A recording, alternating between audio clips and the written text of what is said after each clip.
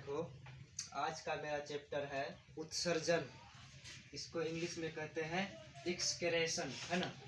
तो ये चैप्टर को जानने के लिए, ये चैप्टर को समझने के लिए हमको सबसे पहले समझना पड़ेगा उपापचय क्रिया को। किसको समझना पड़ेगा? उपापचय क्रिया को। चलिए अब देखते हैं उपापचय क्रिया क्या है ना। उपापचय क्रिया क्या है?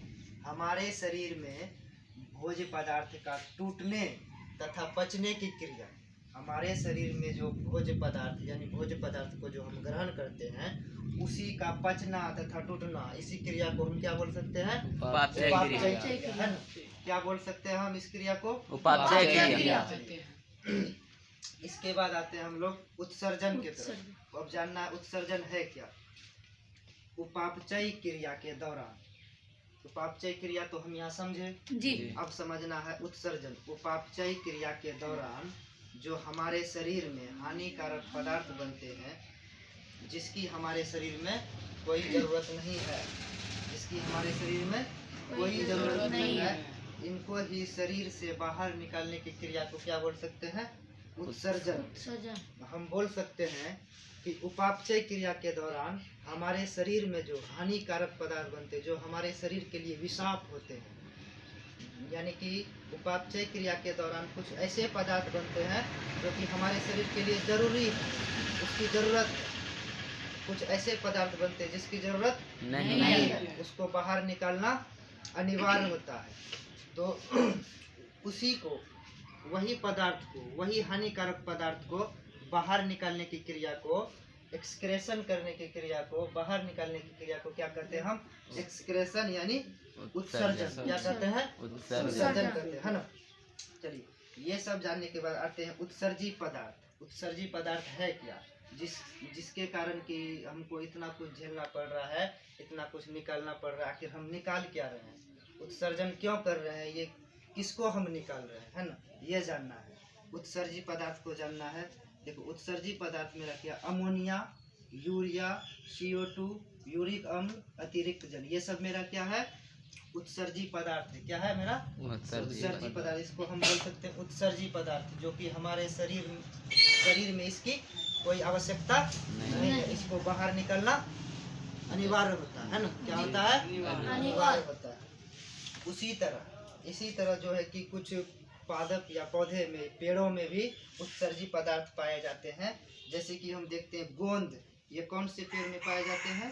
बबूल के पेड़ में। और रेजिन कौन से पेड़ में पाए जाते हैं? चीड़ का पेड़ में। ये सब आपको यहाँ नहीं मिलेगा, किसी बड़े बड़े जंगल में, है ना। लेटेक्स नाम का एक उत्सर्जी पदार्थ है जो कि मिल जाएगा आपको पीपल और बरगद। जैसे कि हम पीपल के कोनो डंठल को तोड़ते हैं, किसी डंठल को तोड़ने के बाद व्हाइट कलर का जो है ना पानी की तरह निकलता है ना, लेटेक्स यानी कि गोंद के तरह निकलता है, देखा होगा तुम लोग जी।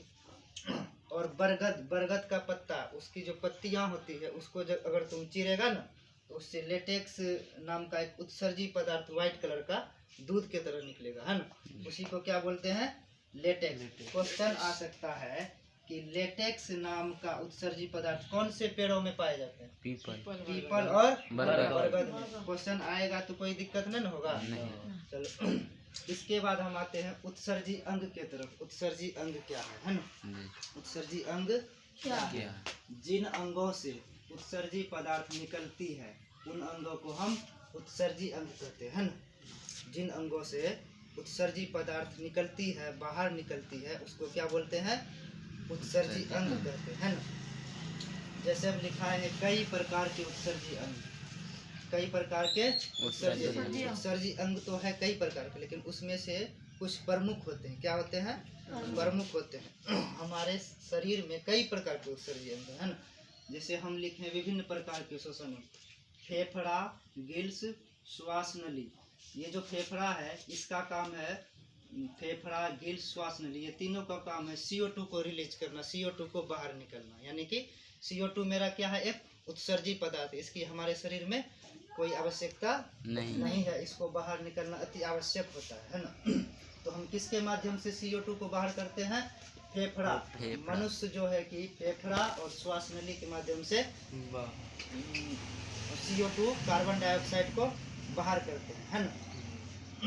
और मछलियाँ सब जो होती है, अन्य जीव पानी में रहने वाले सब, वो गिल्स के माध्यम से CO2 को बाहर करते हैं, बाहर निकाल देते हैं, रिलीज कर देते हैं, है ना। तो दूसरा उत्सर्जी अंग हम देखते हैं, मेरा है त्वचा। त्वचा जो है कि सबसे बड़ा उत्सर्जी अंग है। त्वचा मेरा स्किन जो है, स्किन, त्वचा को क्या कहते हैं इंग्लिश में? स्किन। ये मेरा शरीर क्या, ये सबसे बड़ा उत्सर्जी अंग है। ये क्या है? सबसे बड़ा उत्सर्जी त्वचा है जो मेरा स्किन। क्या इस मेरा जो पूरा शरीर, बॉडी का जो निर्माण हुआ है, तो स्किने से न हुआ है, चमड़ा से हुआ। इससे बड़ा कोई उत्सर्जी अंग हो सकता है? नहीं ना हो सकता है ना। अब देखना त्वचा आखिर करती क्या? त्वचा जो है कि पसीने के रूप में जो है कि अतिरिक्त जल को बाहर कर देती है, यानी रिलीज कर देती है। त्वचा का काम क्या है? पसीने के रूप में अतिरिक्त जल जो हमारे शरीर में रहती है, अतिरिक्त तापमान के अकॉर्डिंग, यानी तापमान बढ़ने पर, जैसे कि धूप तेज रहती है तो हमारे शरीर में क्या होती है? तापमान बढ़ती है, टेम्परेचर क्या होता है? बढ़ता है। तो उसी के दौरान एक अतिरिक्त जल, जिसको हम पसीना बोल सकते हैं, क्या बोलते हैं? पसीना। एक अतिरिक्त जल का निर्माण होती है, तो उसी को रिलीज करता है कौन रे? त्वचा। बोल सकते हैं पसीने के रूप में रिलीज करना। पसीना मेरा क्या है? उत्सर्जी पदार्थ है, और त्वचा मेरा क्या है? उत्सर्जी अंग है। पसीना का उत्सर्जी अंग क्या हुआ? त्वचा। पसीना किस अंग से निकलती है? नाक से निकलती है? नहीं ना। तो पसीना निकलती है त्वचा से। तो पसीने का उत्सर्जी अंग क्या हुआ? त्वचा हुआ। ये जो है कि तापमान को नियंत्रण करता है। पसीना निकलने के बाद तापमान नियंत्रण हो जाता है, कंट्रोल कर लेती है ना। कौन? त्वचा। अगर पसीना नहीं निकलेगा हमारे शरीर से तो हम तापमान को कंट्रोल कर पाएंगे? नहीं। तापमान बढ़ती जाएगी, गर्मी बढ़ती जाएगी हमारे शरीर की, जिसके कारण हमारी बॉडी खराब हो सकती है, और जो है कि समय आने पर डेड भी हो सकती है ना। तो अब देखना मेरा तीसरा उत्सर्जन क्या है। तीसरा उत्सर्जन मेरा क्या है? बोलो न रे। तीसरा उत्सर्जन अंग है यकृत, जिसको इंग्लिश में कहते हैं लीवर। क्या कहते हैं? लीवर कहते हैं। ये जो है कि अमोनिया को यूरिया के रूप में रिलीज करता है। कौन? यकृत। अमोनिया को यूरिया के रूप में रिलीज करता है यकृत, और अतिरिक्त प्रोटीन को यूरिक अम्ल में रिलीज कर देता है। कौन?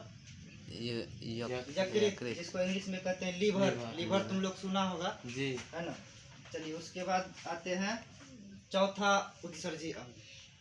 चौथा उत्सर्जी अंग है मेरा वृक्क, यानी इसको इंग्लिश में कहते हैं किडनी। क्या कहते हैं? इसको हम विस्तार पूर्वक आगे हम चित्र के माध्यम से समझेंगे, स्ट्रक्चर के माध्यम से समझेंगे, है ना। किडनी को हम लोग स्ट्रक्चर के माध्यम से, किडनी को हम लोग नेफ्रॉन भी बोल सकते हैं। क्या बोल सकते हैं? नेफ्रॉन। इसका मुख्य काम जो होता है रुधिर यानी रक्त की सफाई करना, ब्लड की सफाई करना, उसकी सफाई करना, और जितने भी अशुद्ध रक्त होते हैं हमारे शरीर में उसको सफाई कर एक शुद्ध रक्त में बदलना, और जो है कि जो अतिरिक्त बचता है उसको यूरिन में कन्वर्ट कर देना, है ना। ये किसका काम है? वृक्क का काम है। तो वृक्क को, नेफ्रॉन को हम लोग विस्तार पूर्वक समझने वाले हैं अगली वीडियो में, है ना।